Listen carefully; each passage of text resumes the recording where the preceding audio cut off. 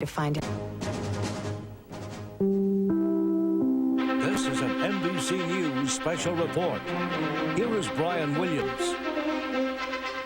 Good day, and in just a moment, we'll go to the fourth full news conference of the Obama presidency. Moved from the Rose Garden on this dank day in Washington to the West Wing briefing room indoors. Our chief White House correspondent, Chuck Todd, in the front row. And Chuck, we're going to cover a lot of topics, no doubt, today, but there's a lot of interest in what the president might be prepared to say on Iran.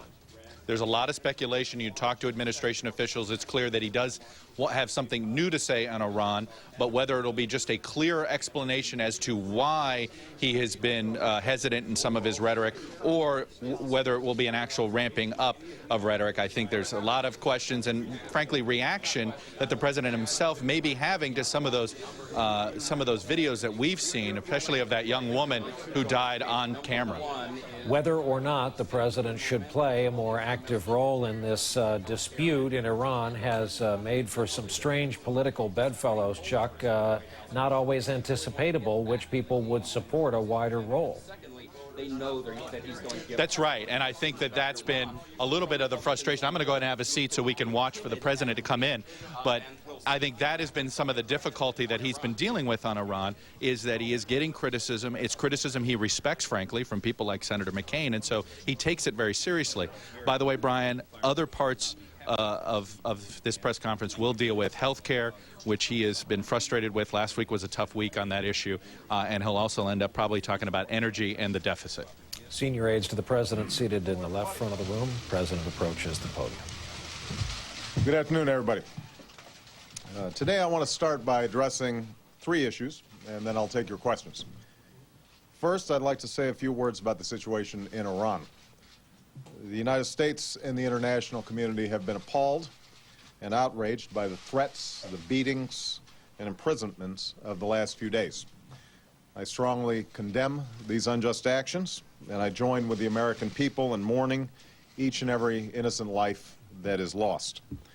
I've made it clear that the United States respects the sovereignty of the Islamic Republic of Iran and is not interfering with Iran's affairs. But we must also bear witness to the courage and the dignity of the Iranian people and to a remarkable opening within Iranian society. And we deplore the violence against innocent civilians anywhere that it takes place. The Iranian people are trying to have a debate about their future. Some in Iran, some in the Iranian government in particular, are trying to avoid that debate by accusing the United States and others in the West of instigating protests over the election. These accusations are patently false. They're an obvious attempt to distract people from what is truly taking place within Iran's borders. This tired strategy of using old tensions to scapegoat other countries won't work anymore in Iran. This is not about the United States or the West. This is about the people of Iran and the future that they, and only they, will choose. The Iranian people can speak for themselves. That's precisely what's happened in the last few days. In 2009, no iron fist is strong enough to shut off the world from bearing witness to peaceful protests of justice. Despite the Iranian government's efforts to expel journalists and isolate itself, powerful images and poignant words have made their way to us through cell phones and computers, and so we've watched what the Iranian people are doing. This is what we've witnessed. We've seen the timeless dignity of tens of thousands of Iranians marching in silence. We've seen people of all ages risk everything to insist that their votes are counted and that their voices are heard. Above all, we've seen courageous women stand up to the brutality and threats, and we've experienced the searing image of a woman bleeding to death on the streets. While this loss is raw and extraordinarily painful, we also know this: those who stand up for justice are always on the right side of history. As I said in Cairo, suppressing ideas never succeeds in making them go away. The Iranian people have a universal right to assembly and free speech. If the Iranian government seeks the respect of the international community, it must respect those rights and heed the will of its own people. It must govern through consent and not coercion.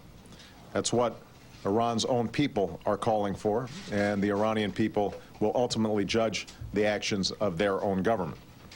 Now, the second issue I want to address is our ongoing effort to build a clean energy economy. This week, the House of Representatives is moving ahead on historic legislation that will transform the way we produce and use energy in America. This legislation will spark a clean energy transformation that will reduce our dependence on foreign oil and confront the carbon pollution that threatens our planet. This energy bill will create a set of incentives that will spur the development of new sources of energy, including wind, solar, and geothermal power. It will also spur new energy savings, like efficient windows and other materials that reduce heating costs in the winter and cooling costs in the summer. These incentives will finally make clean energy the profitable kind of energy, and that will lead to the development of new technologies that lead to new industries that could create millions of new jobs in America, jobs that can't be shipped overseas. At a time of great fiscal challenges, this legislation is paid for by the polluters who currently emit the dangerous carbon emissions that contaminate the water we drink and pollute the air that we breathe. It also provides assistance to businesses and communities as they make the gradual transition to clean energy technologies. So I believe that this legislation is extraordinarily important for our country. It's taken great effort on the part of many over the course of the past several months, and I want to thank the chair of the Energy and Commerce Committee, Henry Waxman, his colleagues on that committee, including Congressman Dingell, Ed Markey, and Rick Boucher. I also want to thank Charlie Rangel, the chair of the Ways and Means Committee, and Colin Peterson, the chair of the Agricultural Committee, for their many and ongoing contributions to this process. And I want to express my appreciation to Nancy Pelosi and Steny Hoyer for their leadership. We all know why this is so important. The nation that leads in the creation of a clean energy economy will be the nation that leads the 21st century's global economy. That's what this legislation seeks to achieve. It's a bill that will open the door to a better future for this nation, and that's why I urge members of Congress to come together and pass it. The last issue I'd like to address is health care. Right now, Congress is debating various health care reform proposals. This is obviously a complicated issue, but I am very optimistic about the progress that they're making. Like energy, this is legislation that must and will be paid for. It will not add to our deficits over the next decade. We will find the money through savings and efficiencies within the healthcare system, some of which we've already announced. We will also ensure that the reform we pass brings down the crushing cost of healthcare. We simply can't have a system where we throw good money after bad habits. We need to control the skyrocketing costs that are driving families, businesses, and our government into greater and greater debt. There's no doubt that we must preserve what's best about our healthcare system, and that means allowing Americans who like their doctors and their healthcare plans to keep them. But unless we fix what's broken in our current system, everyone's healthcare will be in jeopardy. Unless we act, premiums will climb higher, benefits will erode further, and the rolls of the uninsured will swell to include millions more Americans. Unless we act, 1 out of every $5 that we earn will be spent on health care within a decade, and the amount our government spends on Medicare and Medicaid will eventually grow larger than what our government spends on everything else today. When it comes to health care, the status quo is unsustainable and unacceptable. So reform's not a luxury, it's a necessity. And I hope that Congress will continue to make significant progress on this issue in the weeks ahead. So let me open it up for questions, and I'll start with you, Jen. Thank you, Mr. President. Your administration has said that the offer to talk to Iran's leaders remains open. Can you say if that's still so, even with all the violence that has been committed by the government against the peaceful protesters? And if it is there any red line that your administration won't cross where that offer will be shut off? Well, obviously, what's happened in Iran is profound, and we're still waiting to see how it plays itself out. My position coming into this office has been that the United States has core national security interests in making sure that Iran doesn't possess a nuclear weapon and it stops exporting terrorism outside of its borders. We have provided a path whereby Iran can reach out to the international community, engage, and become a part of international norms. It is up to them to make a decision as to whether they choose that path. What we've been seeing over the last several days, the last couple of weeks, obviously is not encouraging in terms of the path that this regime may choose to take. And the fact that they are now in the midst of an extraordinary debate taking place in Iran, may end up coloring how they respond to the international community as a whole. We are going to monitor and see how this plays itself out before we make any judgments about how we proceed. But just to reiterate, there is a path available to Iran in which their sovereignty is respected, their traditions, their culture, their faith is respected, but one in which they are part of a larger community that has responsibilities and operates according to norms and international rules that are universal. We don't know how they're going to respond yet, and that's what we're waiting to see. So should there be consequences for what's happened so far? I think that the international community is, as I said before, bearing witness to what's taking place. And the Iranian government should understand that how they handle the dissent within their own country, generated indigenously, internally, from the Iranian people, will help shape the tone not only for Iran's future, but also its relationship to other countries. Since we're on Iran, I know Nico Pitney is here from Huffington Post. Thank you, Mr. President. Nico, I know that you and all across the internet, we've been seeing a lot of reports coming directly out of Iran. I know that there may actually be questions from people in Iran who are communicating through the internet. Do you have a question? Yeah, I did. I wanted to use this opportunity to ask you a question directly from an Iranian. We solicited questions last night from people who are still courageous enough to be communicating online, and one of them wanted to ask you this. Under which conditions would you accept the election of Ahmadinejad? And if you do accept it without any significant changes in the conditions there, isn't that a betrayal of what the demonstrators there are working towards? Well, look, we didn't have international observers on the ground. We can't say definitively what exactly happened at polling places throughout the country. What we know is that a sizable percentage of the Iranian people themselves, spanning Iranian society, consider this election illegitimate. It's not an isolated instance, little grumbling here or there. There is significant questions about the legitimacy of the election. And so ultimately, the most important thing for the Iranian government to consider is legitimacy in the eyes of its own people, not in the eyes of the United States. And that's why I've been very clear. Ultimately, this is up to the Iranian people to decide who their leadership is going to be and the structure of their government. What we can do is to say unequivocally that there are sets of international norms and principles about violence, about dealing with the peaceful dissent, that spans cultures, spans borders, and what we've been seeing over the internet and what we've been seeing in news reports violates those norms and violates those principles. I think it is not too late for the Iranian government to recognize that that there is a peaceful path that will lead to stability and legitimacy and prosperity for the Iranian people. We hope they take it. Make sure justice is served in Iran. So there's no news in your statement today. Chuck Todd. Mr. President, I want to follow up on Iran. You have avoided twice spelling out consequences.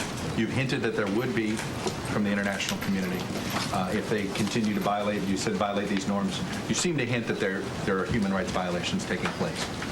I'm not hinting. I think that when a young woman gets shot on the street, when she gets out of her car, that's a problem. Then why won't you spell out the consequences that the Iranian... Because I think, Chuck, that we don't know yet how this thing is going to play out. I know everybody here is on a 24-hour news cycle. I'm not.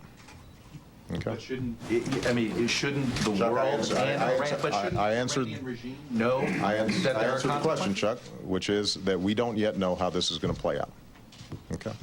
Jake Tanner. Thank you, Mr. President. Before I ask my question, I'm wondering if you could actually answer David's. Is the public plan non-negotiable? Well, that's your question. Well, you think you're going to... What, are you the ombudsman for the White House press corps? What's your question? Is that your question? Well, then I have a two-part question. Is the public plan non-negotiable? And while I appreciate your Spock-like language about the logic of a health care plan, the public plan, it does seem logical to a lot of people that if the government is offering a cheaper health care plan, then lots of employers will want to have their employees covered by that cheaper plan, which will not have to be for-profit, unlike private plans, and may possibly benefit from some government subsidies, who knows. And then their employees would be signed up for this public plan, which would violate what you're promising the American people, that they will not have to change health care plans if they like the plan they have. So, I got you. Okay. So you're pitching, I'm catching. Okay. I got the question. First of all, was the reference to Spock, is that a crack on my ears? All right. I just want to make sure. No? Never make fun of your ears. In answer to David's question, which you co-opted, we are still early in this process. So, we have not drawn lines in the sand other than that reform has to control costs and that it has to provide relief to people who don't have health insurance or are underinsured. Those are the broad parameters that we've discussed. There are a whole host of other issues where ultimately I may have a strong opinion, and I will express those to members of Congress as this is shaping up. It's too early to say that. Right now, I will say that our position is that a public plan makes sense. Now, let me go to the broader question you made about the public plan. As I said before, I think that there is a legitimate concern if the public plan was simply eating off the taxpayer trough, that it would be hard for private insurers to compete. If, on the other hand, the public plan is structured in such a way where they've got to collect premiums and they've got to provide good services, then if what the insurance companies are saying is true, that they're doing their best to serve their customers, that they're in the business of keeping people well and giving them security when they get sick, they should be able to compete. Now, if it turns out that the public plan, for example, is able to reduce administrative costs significantly, then, you know what? I'd like the insurance companies to take note and say, hey, if the public plan can do that, why can't we? And that's good for everybody in the system. And I don't think there should be any objection to that. Now, by the way, I should point out that part of the reform that we've suggested is that if you want to be a private insurer as part of the exchange, as part of this marketplace, this menu of options that people can choose from, we're going to have some different rules for all insurance companies. One of them being that you can't preclude people from getting health insurance because of a pre-existing condition. You can't cherry pick and just take the healthiest people.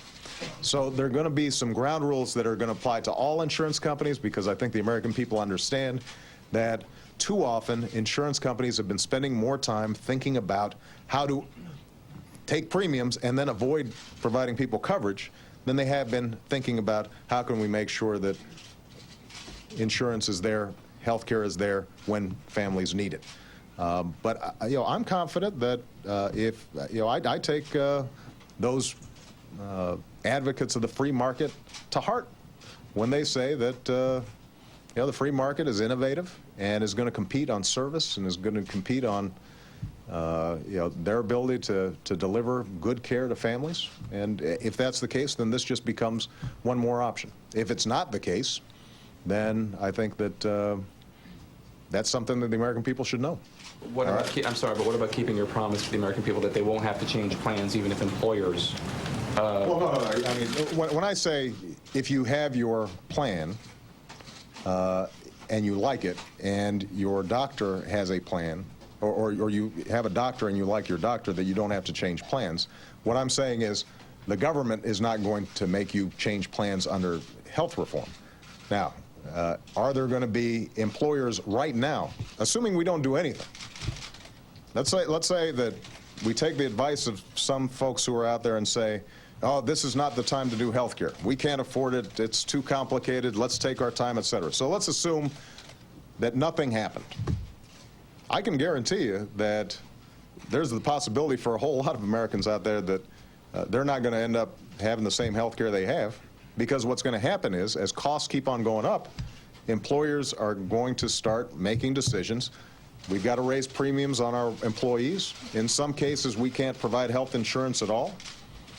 And so there are going to be a whole set of changes out there. That's exactly why health reform is so important. Okay. Margaret from McClatchy. Where's Margaret? There you go. Thank you, Mr. President. As a former smoker, I understand the frustration and the... of people. And I mentioned this, I think, in a statement that I made a couple of days ago. Some of you who had been covering my campaigns know this is one of my favorite expressions, was Dr. King's expression that the arc of the moral universe is long, but it bends towards justice. We have to believe that ultimately justice will prevail. So, President, all right. Thank you, John. No question about Iraq or Afghanistan. Quoting Dr. King on the subject of the protesters in Iran, the president wrapping up the news conference. Chuck Todd in the front row as the president has now exited the room. Chuck, as you and I discussed beforehand, we did indeed get tougher talk, more for the protest effort in Iran than the president has displayed previously. He did. In that opening statement, he talked about being appalled, and he acknowledged being moved by that video of that woman who was killed so brutally in the streets of Tehran. But he stopped short of talking publicly about what consequences there would be. And I thought it was striking that he said, we just don't know what the ultimate result is going to be in Iran. And that clearly is dictating exactly the public response, which is, frankly, who may, we don't know the outcome yet. And it was rather a common sense response, but at the same time, it may explain why he's stopped short of the specific consequences. He's also probably made some news by acknowledging, Brian, that the stimulus, that $787 billion stimulus, isn't working the way they had anticipated. And that in itself may be something that may resonate for a few days. That and hearing from him domestically that unemployment is headed 10% or north of that has been speculated many times. Chuck Todd in the briefing room. Richard Engel, our chief foreign correspondent, has been here in New York watching and listening along with us. Richard, who would be in Iran had they not refused to renew your visa. Tell me how you think these words today that you and I have just heard will resonate with this protest effort in Iran. This was clearly a message to the demonstrators that the United States is with them. Most interesting question, the one fielded from Iran, submitted over the internet, when he was asked, would the United States accept President Ahmadinejad? He said no. He said, we will accept the presidency and the result of these elections when the Iranian people accept them, which means as long as there's disturbances, as long as there are questions, the United States will stay sitting on the fence. It was also a threat to the regime, very overtly saying that Iran has to choose if it wants to be part of the international community or not. He said, if the Iranian government seeks the respect of the international community, it must respect those rights, meaning the rights of the demonstrators. So the toughest words thus far from the president, and briefly with the seconds we have remaining, the president noted, quote, heartbreaking, the photo that so much of your reporting yesterday dealt with of the young woman named Neda. She continues to dominate the headlines. People last night in Tehran were screaming from their rooftops, I am Neda. That's a different chant. Up until now, they've been screaming Allahu Akbar, which has been a symbol of this revolt. And so much of the iconography of this struggle has had to do, even thus far, with her in demonstrations in Iran and now around the world, really. She's on the front page of every major newspaper. She continues to dominate. Also, another message today, don't blame the United States. Don't make America a scapegoat, and that is exactly what Iran is doing. Today, on the cover of an Iranian newspaper, an allegation that the CIA has spent millions of dollars to try and cause unrest. He clearly doesn't want those allegations to stick. Richard Engel here with us in New York. Chuck Todd in the White House briefing room. MSNBC will continue the coverage all day. We'll have a wrap-up tonight on Nightly News. For now, for all of my colleagues, Brian Williams, NBC News, New York.